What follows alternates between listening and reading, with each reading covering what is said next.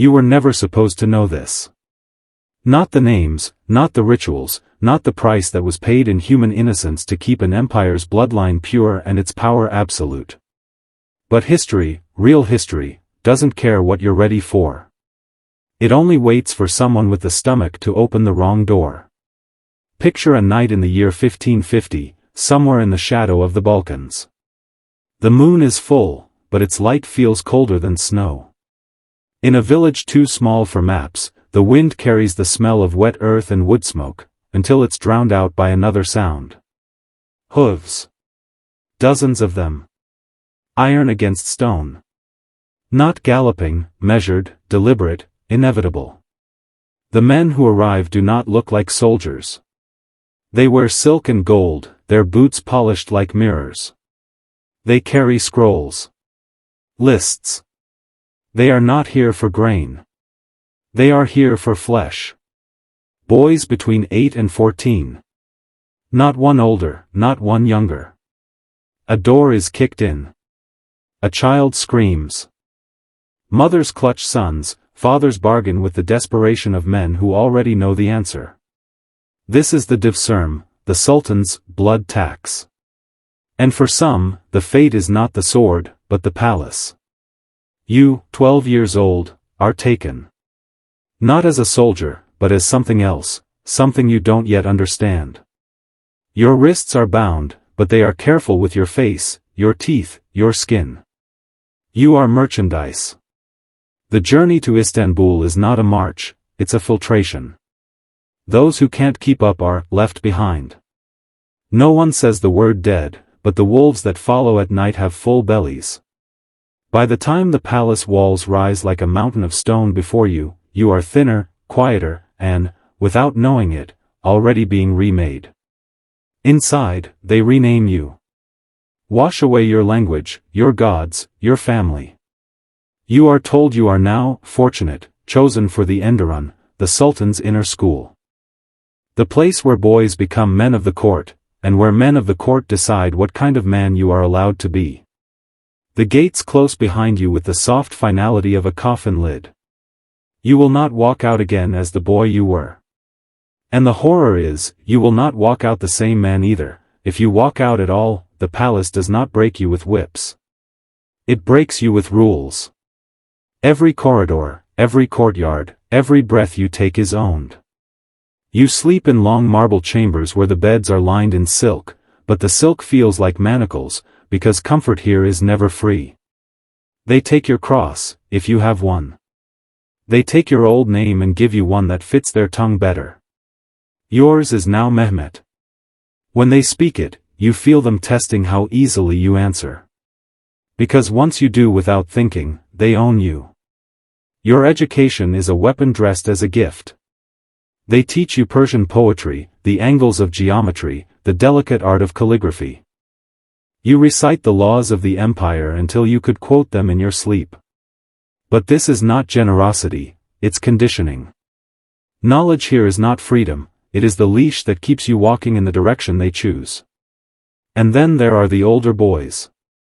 They move with a kind of power you do not understand yet, favored by teachers, trusted by eunuchs. They tell you they can protect you.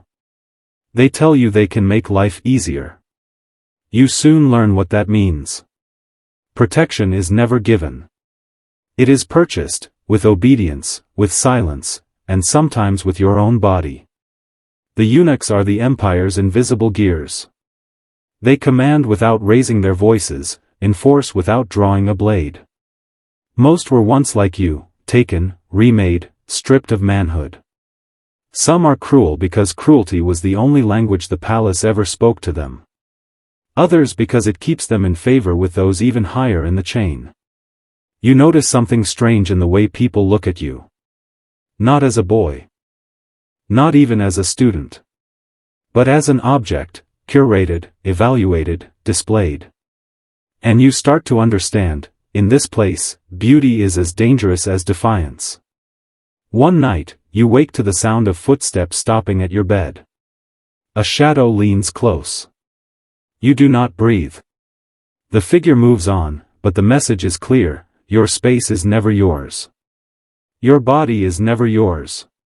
Even your thoughts must be guarded, because here, secrets are currency, and someone is always listening. By the second month, the palace no longer feels like a prison. It feels like the world. And that is the most dangerous trick of all. Once a man believes the cage is all there is, he stops trying to escape. The hierarchy of the palace was not built to govern. It was built to control. At the top, the Sultan, the sun around which all power orbited. Beneath him, the viziers, the chamberlains, the commanders. And beneath them, an intricate lattice of favored servants, senior students, and eunuchs who enforced the unspoken laws more ruthlessly than the written ones. In this structure, you were placed at the very bottom, not as a soldier, not as a laborer, but as something far more malleable. A project. A vessel to be filled, shaped, and used. Here, fear and desire were paired deliberately. The same man who could order you beaten for failing a lesson might give you a jewel the next day for singing a verse correctly. The same eunuch who spared you from a public humiliation might later call you to his quarters with a tone that left no doubt about what he expected in return. The most beautiful boys, those with the clearest skin, the brightest eyes, were groomed in ways the palace never put to parchment. New silks, private tutors, lighter duties, all to make them shine brighter in the eyes of those who mattered. And once a boy was chosen, once he was invited to a chamber no one spoke of openly, everyone understood his position had changed. Advancement in the palace was not just about intellect or loyalty, it was about access. And access always had a price. Those who played the game well learned to wield it. They could ruin rivals with a whisper to the right ear.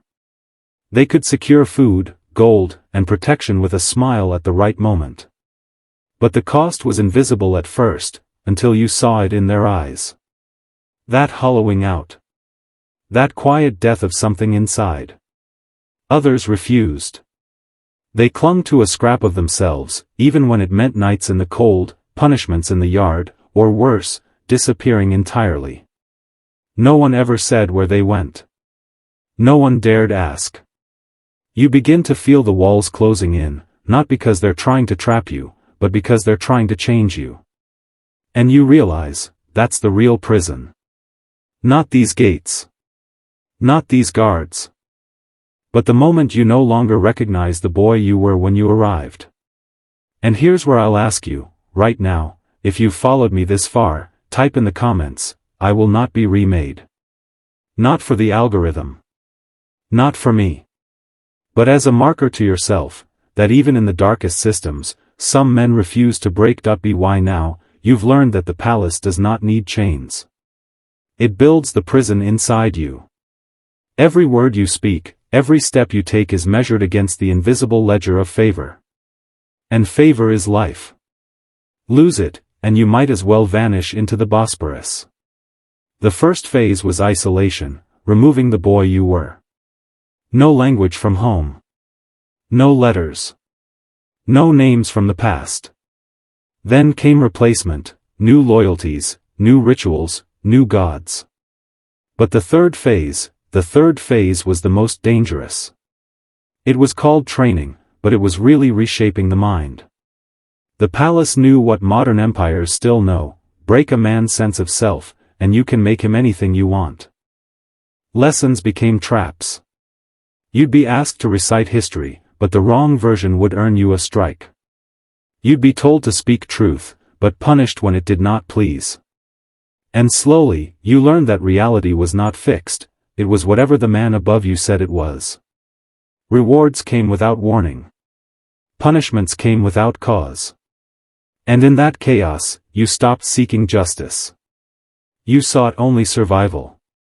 This was psychological control by design: make the boy unsure of where the ground is, and he'll cling to the hand that claims to steady him. The older students became both tormentors and examples. The ambitious ones would sponsor you, feeding you small luxuries, smoothing your way through lessons, only to remind you that everything they gave could be taken back. The compliant ones moved through the palace like ghosts, never making a ripple, never standing out. And you began to wonder which path was worse: being seen, or being invisible. One evening, as the sun bled across the domes, a eunuch named Halil summoned you to the inner gardens. He spoke gently, asked about your studies, even praised you. And then, without change in tone, he told you of a boy who refused his guidance. That boy, Halil said, now tended the stables in winter, knee-deep in frozen filth, with hands so ruined he could no longer write. It was not a threat. It was a choice. And in the palace, choices were weapons disguised as gifts. If you are still here, still following this descent, write in the comments now, the mind is the first battlefield. Because in places like this, wars are not fought with swords. They are fought in silence, inside your own skull. The palace understood something most rulers never master: control does not last by fear alone. It must seduce. You had seen the lash.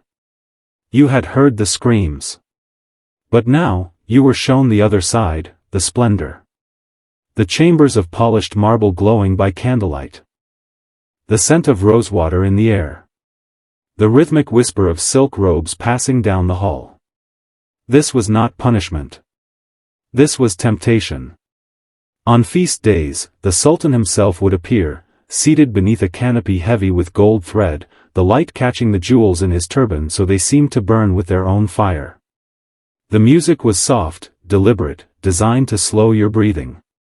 The food, spiced meats, honeyed figs, wine you were told never to name outside these walls, was offered as if you had earned it. And then came the rituals of attention. A glance from a high official that lingered a moment too long. A request to serve at a private table. The gift of a robe in colors forbidden to the lower ranks. It was intoxicating, proof that you had value in a world where value meant survival. But here was the trap: every luxury was a collar. Once you accepted it, you owed. And payment was never in coin. It was in loyalty. In silence. In doing what was asked without question, without flinching. The older boys knew how to play the game, and they taught you, half as mentors, half as predators. Keep your eyes down unless they want them up, one whispered. Laugh when they laugh, even if you don't understand the joke. Another said, never refuse a gift. Even poison tastes sweet if it's given by the right hand. Soon, the marble corridors felt less like a maze and more like a stage. Every movement, every word was a performance for those whose approval could shape your future. And in that performance, your old self, the boy from the village, the son of a shepherd, faded like smoke in winter air. You weren't just surviving anymore. You were becoming palace-trained. And palace-trained boys could be used for anything, from carrying secrets between ministers to warming the bed of a man whose decisions could start or end a war. By the time you realized the price, you were already paying it. There were doors you never saw open. Not because they were locked, because they chose when to open. At first, you only heard the whispers. A boy taken from the dormitory after midnight. The sound of his sandals on stone fading into silence. He wouldn't be seen for days, and when he returned, something in his eyes was different, duller, or sometimes too bright, like a candle burning too fast. No one asked where he had been. No one ever asked. The corridors beyond the main hall were not on any map. They twisted downward, away from the music and perfume, into cooler air where the stone walls sweated in the dark. Oil lamps burned low here, casting shadows that bent and stretched as you passed. Somewhere deep inside, you could hear water dripping, and beneath it, something softer. A breath. A murmur. The creak of a bed you could not see. This was where the duties lived. Not in the training halls, not in the public chambers, but here, in the rooms without windows. Boys were brought to serve, not as servants of the court, but as possessions of a single man, or sometimes, a gathering of them. You were told it was an honor. That those chosen were closer to power than any soldier or vizier. But the ones who returned walked differently. Spoke less. And if a boy refused, he disappeared entirely. His bed stripped before morning, his name never spoken again. The others would glance at the empty space for a day or two, then learn to look away. The palace had no patience for disobedience. You belonged to it, or you vanished into the dust of its foundations. In those hidden chambers, the game was not about pleasure, it was about ownership. A man might keep you not for desire, but to break you, to see how far your obedience could bend before it shattered. And if it shattered, you would be replaced by another. One night, they came for you. The guard's face was unreadable as he motioned you to follow. You walked barefoot over the cold tiles, your heart beat loud in your ears.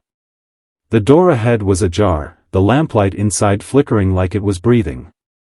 As you stepped through, you understood why no one spoke of these rooms, because to speak of them was to carry their shadow with you forever. That night was the moment you stopped being a boy. And the palace knew it. The palace never wasted what it had broken. A boy who had survived the hidden chambers was not discarded, he was shaped. After the first nights, you were not sent back to the public dormitories. Instead, you were kept in quarters closer to the Sultan's private wing. The silks were finer, the food richer, but the walls were higher and the doors locked from the outside. You were no longer part of the concubine hall. You were part of something far more dangerous. It began subtly. A passing eunuch would whisper the name of a guest and tell you, "Watch him tonight." You would be placed in a banquet hall, dressed in colors the guest favored, poured his wine, leaned just close enough to let your scent slip into his thoughts. Then, when he drank too deeply or spoke too freely, you would remember every word.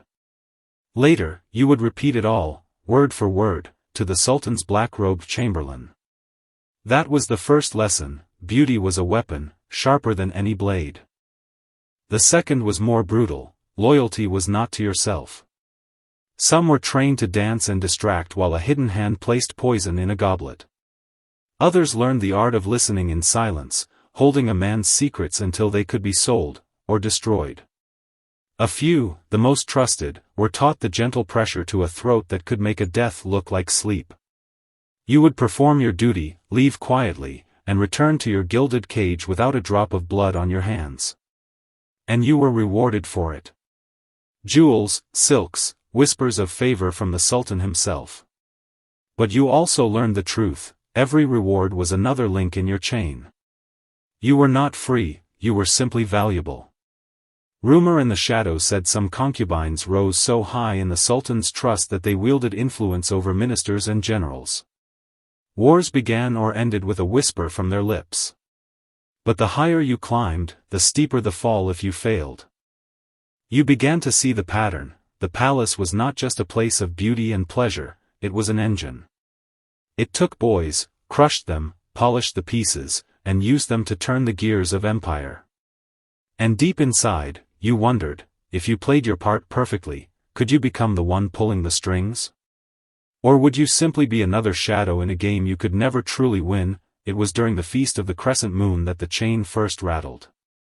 The palace burned with light, lanterns swaying in the gardens, gold spilling from the tables, musicians weaving melodies that hid the whispers of power. Among the guests was a foreign emissary, draped in the deep blue silks of the Caspian coast.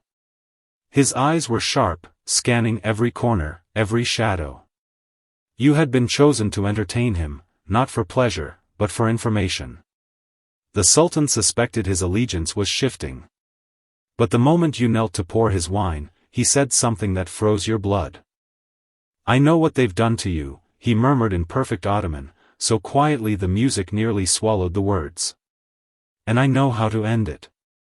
No one had ever spoken to you like that. Not in years."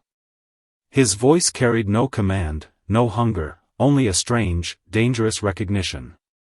Over the next hours, while dancers spun and ministers argued over borders, you played your part flawlessly. You smiled when told to, leaned in when needed, brushed his hand as though by accident. But in those fleeting moments when no one watched, he whispered fragments of a plan, a hidden ledger of the Sultan's debts, a network of allies outside the palace walls, a chance to disappear without a trace. It was madness. To leave was not just to escape, it was to betray the Sultan, the only force that kept your heart beating. And yet, the thought infected you. You remembered the boys who had vanished in the first week, the ones who could not bend to the palace's will. You remembered the nights in the hidden chambers, the taste of fear like copper on your tongue. The emissary left before dawn, but in your hand, he had pressed something small and cold, a ring carved with a mark you had never seen before. When you are ready, he had said, find me. For 3 nights you slept with the ring hidden beneath your pillow. And every day, you played your role while the question gnawed at you, was loyalty to the Sultan truly the only thing keeping you alive, or the very thing slowly killing you? And then, on the 4th night, something happened in the Sultan's private wing, something that made the choice no longer a question, but a necessity. It began with a scream. Not the drunken laughter of the guards or the shrill giggle of the harem's dancers, this was different. Raw. Animal. The sound of a soul being torn from its body. You were not meant to hear it, but the wind carried it through the lattice screens into your chamber. You rose, barefoot, your heart pounding, and followed it down the silent hall where torchlight trembled against the marble. The Sultan's private wing was forbidden to you, yet the heavy cedar doors stood ajar. A smear of something dark trailed across the threshold. Inside, the air was thick with incense and iron. 2 guards lay crumpled near the wall, eyes glassy, throats opened. And in the center, kneeling over the Sultan himself, was a figure you recognized with bone-deep dread.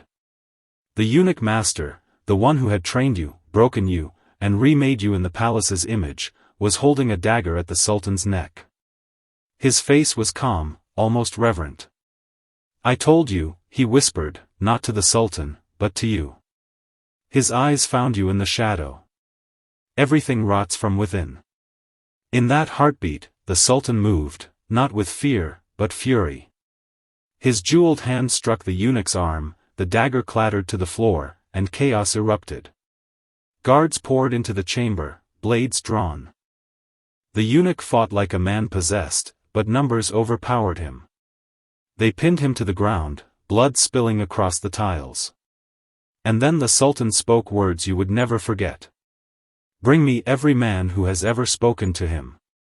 Every servant. Every guest. Every concubine. Question them until their tongues are ash. You understood instantly, the emissary. The ring. The whispers. If they searched you, if they found the carved mark, your life would end before the next dawn. That night, you returned to your chamber, heart thundering, knowing there were only 2 paths left, hide the ring and hope the Sultan's wrath never reached you. Or take the emissary's offer, vanish into the city, and become a ghost. But ghosts have enemies too.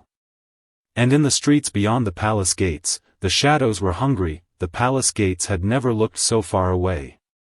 Every corridor was a vein of stone carrying whispers, suspicion, and the Sultan's growing wrath. Behind you, footsteps echoed, not hurried, not frantic, but deliberate. A predator's pace. The carved ring in your palm felt heavier than gold.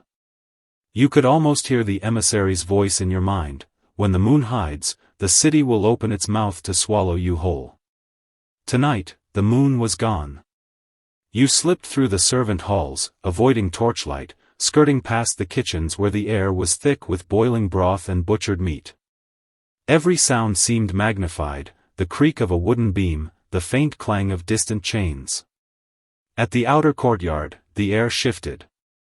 Cold, smelling of rain. The gates were just beyond the garden, a black iron mouth waiting to devour you into freedom or spit you back into death. Then, a voice. Where are you going? You turned, and there he was, the youngest of the Sultan's guards, the one who had once smuggled you figs from the kitchen, the one whose eyes had always lingered too long. His hand rested on the hilt of his scimitar, but his face was unreadable. Don't do this, he said softly. They'll kill you before you reach the street. I'm already dead if I stay. For a moment, the rain's first drops pattered on the stone between you. Then he stepped aside. No explanation. No promise. Just a look, a silent bargain that would cost him his life if discovered. You moved. Through the gate. Into the labyrinth of the city, where minarets rose like spears in the night. But freedom was not silent.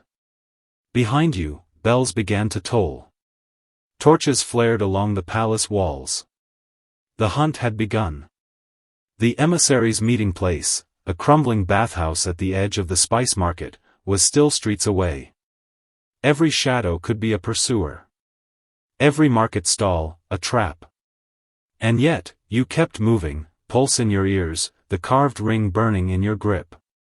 When you reached the bathhouse, the door was already open. Inside, the emissary waited, smiling as though he had known you would come. "Welcome to the other side," he said. "Now, the real work begins." And somewhere far behind, the palace burned a name into its list of enemies. Yours.